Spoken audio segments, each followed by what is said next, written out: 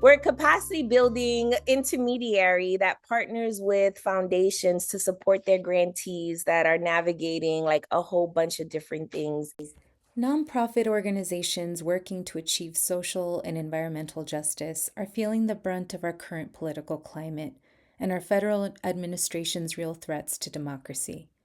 State and federal budget cuts to crucial institutions have meant that nonprofits have picked up the slack left behind by our government. Many organizations are navigating a drop in funding resources, staff burnout, and increased attacks on their communities, as everyday people are struggling to pay for their basic needs, protections for trans people continue to be eroded, reproductive rights are hanging by a thread, and families of all kinds are being brutally persecuted by ICE. But not everything is hopeless. Groups like the Leaders Trust are responding to this moment with deep care and investment for social and environmental justice organizations. The Leaders Trust is an intermediary funder that partners with larger foundations to provide wraparound funding and support to organizations promoting social and environmental justice. Unlike larger foundations that may not have their ear to the ground, intermediaries like the Leaders Trust have deep connections to local, social, and environmental justice groups that are in need of funding support. The Leaders Trust provides organizations with grant funds anywhere from $20,000 to $100,000 intended to support an organization's strengthening, often focusing on things like training staff on new skills, creating a long-term strategy for the organization to meet its goals, building human resources infrastructure, executive coaching for directors, or a wellness retreat to sustain staff. Organizations are paired with capacity coaches who guide organizations over 1 to 3 years in creating an organizational development plan. This model has offered over $30 million in organizational strengthening support to over 120 organizations in 20 states. I've been a capacity coach with the Leaders Trust for 5 years and have supported over 20 organizations around the U.S. in my role. The impact of our work is meaningful, especially in this moment. However, on paper, like so much of social and environmental justice work, our work can come off heady, academic, and impersonal. But the way those of us who work at the Leaders Trust are able to create such critical impact is the exact opposite. The internal workings of our organizational culture and how we relate to one another are centered in collective care, generosity, and reciprocity. And Melissa Toala, the program manager at the Leaders Trust, is the embodiment of all of these values. I'm honored to know her as a colleague and a dear friend. She is someone who breathes life, generosity, and care into any space she's a part of. Her way of being represents a kind of ease, intimacy, and trust that make up the relationships required to do our work.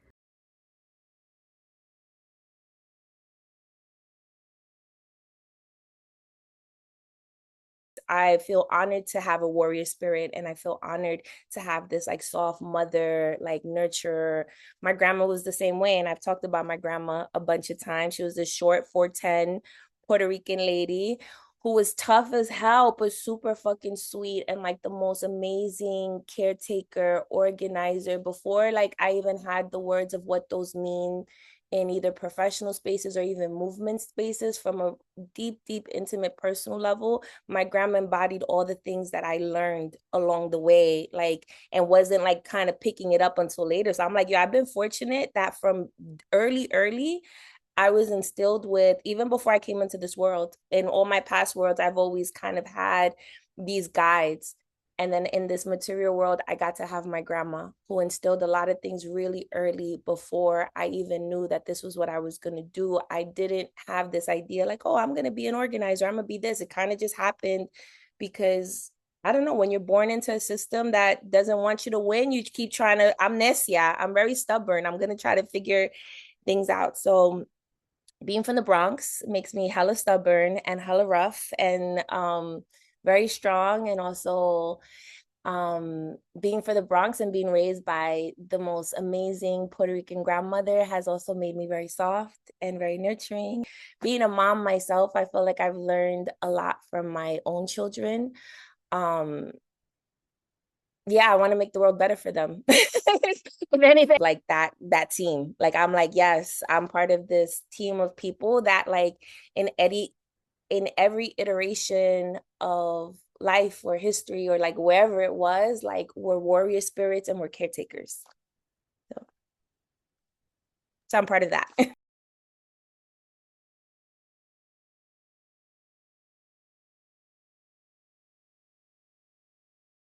Therapy for organizations, almost like where, you know, like it's like doing that thing that we would do. Like if I was meeting an individual in crisis, like I would do safety planning with them. We would like literally meet them where they're at and get their like basic needs met and then try to kind of think through like what some like future planning could look like, but really is like meeting folks in their humanity. And so I think like from a social work perspective in these organizations is very similar, but like bigger, right? It's like we're meeting organizations that care for people and families and whole communities in crisis, right? And we're meeting them in that moment, and we are offering them what a lot of us need sometimes in crisis: support, a coach, a person, accompaniment, right? You're not alone, like that reminder that you're not by yourself in having to tackle these things that are systemic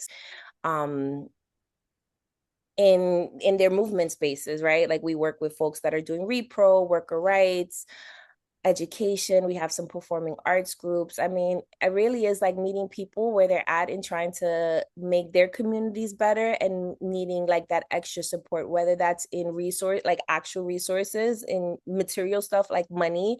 And then also like the support from like having somebody that um is going to do some sense making with you and some thought partnership. Being a leader is not easy when you're accountable to so many people, and what we find, especially with the grassroots organizations, I'm thinking about our affiliate groups, a lot of these leaders are from the community. They like grew up in these organizations, or they grew up in these spaces that they're now trying to, you know, do different work or be more intentional. So it's like um yeah, it's investing in like the growth and sustainability of whole communities through the supporting of these organizations that exist in them. We want them to continue to exist. Also look at it as care work that we're doing. Care work in philanthropy, which, you know, doesn't sound like it goes together, but it can and it should. And I think that we're trying to also transform how philanthropy is, right? Of like, it's not just about giving money to people and then prescribing what they should do with that money, but it's really like trusting them that they know better than us. Like I'm from New York and I'm supporting groups in California. There's no way that I'm going to be able to tell them what they need more than they can, right? I think people have felt held and they felt listened to. They felt seen and valued. When we had a conversation, we were able to have a conversation in Spanish that made people feel like, wow, like important, like you're valuing me. Like I speak English, but I want to speak about this stuff in Spanish. And it's like also just like um just valuing wherever they're at in their languages and in their culture. I think people have felt respected. I hope they feel respected by us.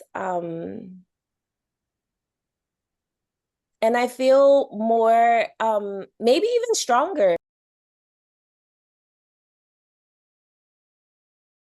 Try not to forget that beyond me being an employee of an organization that has funders as customers, and we're doing this great, great work, that at the heart of it is people that are navigating a lot of different things. And so being trauma informed and like understanding how trauma lives in bodies, I think then, you know, makes you see the importance of the care that's needed in organizational strengthening work. I feel like your realness, your heart, your no tienes pelos en la lengua energy Mm-hmm, that you mm-hmm. your the realness that you bring into the work breaks down this awful Zoom space that we have to like work within. And I feel like you help us like be more comfortable being who we are.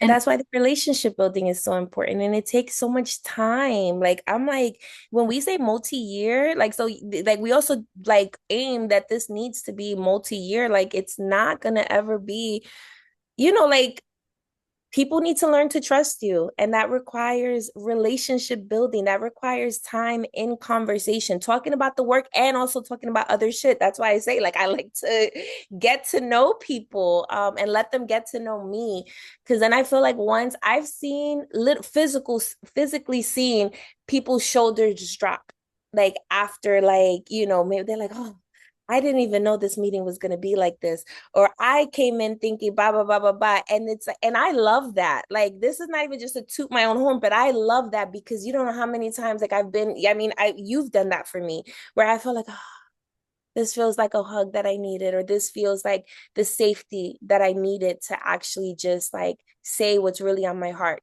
or say what's really on my mind. But people need to feel safe in order to like get there, especially when like they are up against like losing money, right? There's a lot of cuts that are happening. And so now they're like almost competing for scraps, like with like whatever is left is like people are now like, okay, I have to perform differently because now I'm in this like competition or in this grind because the money, like, it's scarce. Um, which is also why I love this. Like, I was reading the Service Berry. Um, love it. And like this gift economy and how looking at like abundance from like a different place, right? Like not from all the things that you could accumulate and collect, right? But like there is paying attention to those the gifts that we have that are beyond like the money. And I think that they're in organizational strengthening work. It's like, yes, getting people to have those resources that they need, but they're like resources beyond money that communities need, like as a whole. And it's like understanding like where they already have some of those things as well.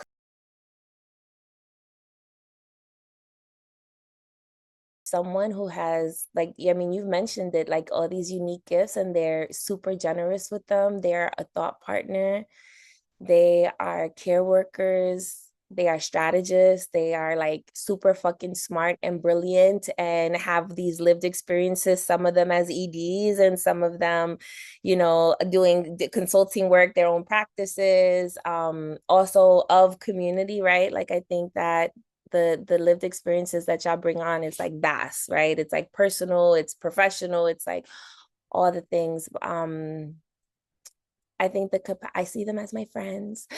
The they are a dope community of people really trying to make the world a better place, one organization at a time. They understand the power of collaboration and groupthink and wise counsel. Um, they Yeah, and they're really good at just like helping people pace themselves. I think, like I said, therapist for an organization.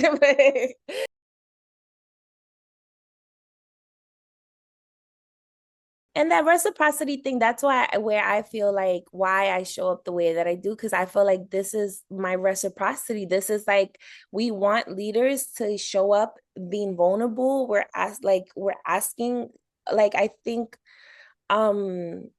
things that could be hard given all of the other things that they're navigating. And so I'm like, yes, I'm gonna meet you there as well. And I think the being in that type of relationship is how I show that reciprocity as well, that we can be vulnerable, we could not have all the answers, and we could also figure them out together. people who work at the Leaders Trust are a community who shares a deep commitment to the liberation and thriving of our world, to the most marginalized peoples among us in the U.S. We are a group of people who create belonging by encouraging one another to bring our whole selves into our work, to share power by consciously uplifting the wisdom that every single one of us brings to the collective in our unique roles. We share similar values around caring for ourselves holistically as individual people in order to show up as quote unquote organizational therapists for others. We break down the virtual space we work within as a remote organization by creating intentional meeting spaces that center collective learning, vulnerability, and witnessing of one another's gifts. We actively practice reflection about the impact of our work, ask for the perspective of the collective during challenging situations, and orient our gatherings around key rituals like engaging in an embodiment practice or asking a meaningful check-in question before our meetings begin. During any given meeting, it is likely to hear the words love, grounded, reciprocity, care, justice, liberation, often spoken in warm tones, sometimes said among tears, that are always welcomed with witnessing and affirmation, which lets all of us know that each one of us belongs, that each one of us shares power in holding the whole of our work, and that each one of our gifts has something to offer our collective purpose.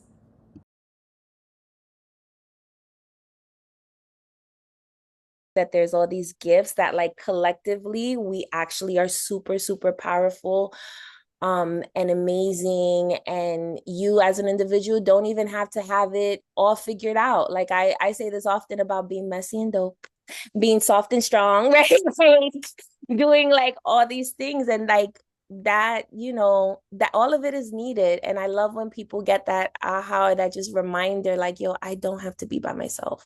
I don't have to do this in isolation. This is not part of the work, is to do anything in isolation. It's like we inherited this house. I'm going to make it better than how I found it. And like future generations that come will, like, they're going to have something that they're accountable into this. Like, I don't think that I'm going to see like peak liberation in my lifetime, but I'm happy to be adding to this fight, like while I'm still here.